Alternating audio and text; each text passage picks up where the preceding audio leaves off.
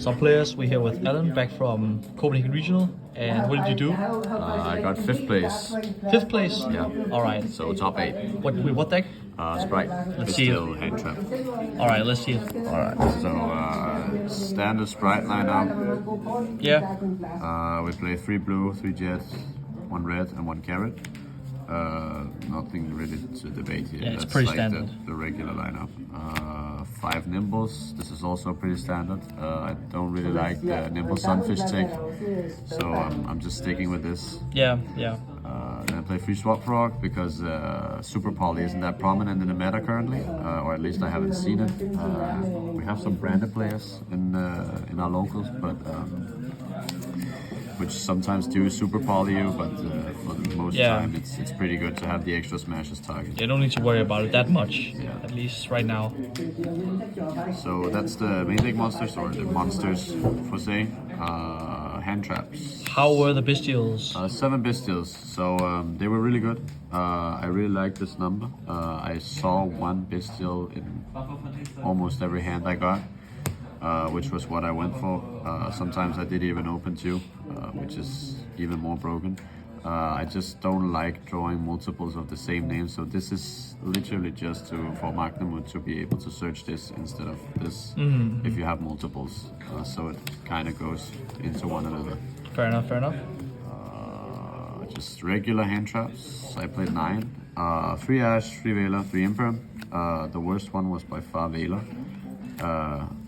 since it cannot be used during your own turn. What I mostly like to do, especially against decks like Flunder, is to keep the Imperm in my hand. Because if you start Imperming your opponent's Robina or Eaglin, you kind of gamble out if they have the quick play spell or not to dodge it. And then you just lose value. So instead I just keep it in my hand and activate it on the statue and then try to play through the board.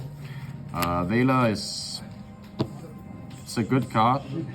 You just can't use it during your own turn, so you kind of have to shotgun it sometimes. Against Flunder it gets kind of bad also, because when they shift to you, you can't use it.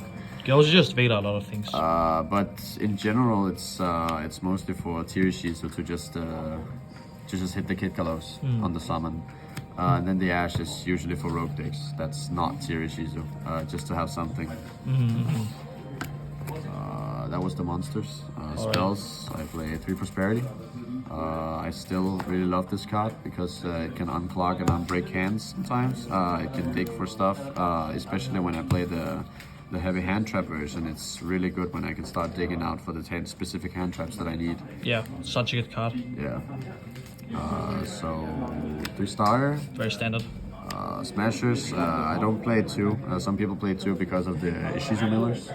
So you will almost always be able to get it to your hand, even if you go second. It's not that necessary, to be honest. Then I played the Gamma Burst. Gamma Burst is really good, in my opinion. Your monsters are very small, so that's a huge problem for the deck, because sometimes it gets really hard to hit over monsters. No double cross, or no double cross in the main. I feel like it's too much of a go first card that I want to play it, and I would play double cross in the main if I main the End of Anubis as well. But since I don't, I really want to try and play cards that are both good going first and second. And then double cross just becomes a blank card when you go second, literally. Fair enough. So side deck. Just go straight into side deck, or sure. Yeah, let's do that. Red Resonator. It's a level 2 monster, and it can make Spright Elf, so that's why we play it. Best card. End of Anubis and double cross.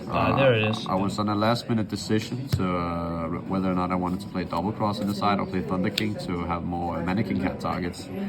But I decided to go for the double cross because I felt like it was more of a threat to do the Tirishizu matchup. So just siding these 2 in, going first against them to be able to summon the Anubis, and then if they try to hit over it or try to steal it with talents, you can either steal it back, or when it dies you can just revive it to a zone that Elf points to. So it's really good. 3 lightning storm for birds, literally. And back row. Mostly, Yes. yeah. Also back row hate for random back row decks. They're just not very prominent right now, so it's mostly for birds. Going second. 3 zombie worlds against birds. Broken. Going both first and second. Evenly. Evenly is kinda awkward because you play the bestials. Yeah, yeah. And then it kind of becomes dead. Sometimes you're gonna draw the evenly together with a bestial, and that's gonna end up being a dilemma because then you have to decide whether you want to resolve the evenly during your turn or do you want to bestial your opponent. And then one of the cards die, sort of. Because then you won't use the bestial in your opponent's turn, but you will use evenly, and then you have it for later, but then it's not as prominent. 3 anti-spell. Also, when I go first against birds, but generally most decks because I don't want to get Dark Ruler. So I just want to always have this card when I go first because of side deck cards. Also, those cards such as Lightning Storm can sometimes be a bit of a threat. So that was the side deck. Extra deck is 2 Elf, Yep. Sprints, a Dark Charmer, a Codebreaker for the Baguska. Did you make that one at all? or- Yeah, I did make it, but it was with a misplay, so we're not gonna talk about that. Fair enough. Then I played IP package with Evermax. Some people have also played Underworld Goddess. I like Evermax more, since some decks have a really hard time outing it, or some decks can't out it. People have tier sheets of players. If they don't play Warlord Dragon or the Underworld Goddess, this is usually pretty good. You can only out it in a very niche way. Yeah.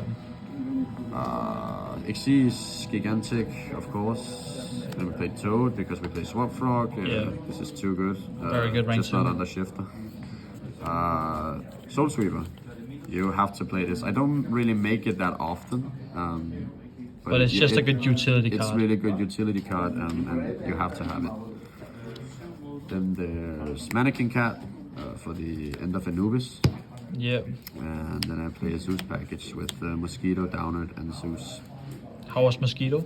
Mosquito was more or less just a Zeus enabler for the entire day. There was one game where I had 2 bestials on board, and usually when you do double bestials and you can do a starry combo, you would almost always be able to OTK, but you need.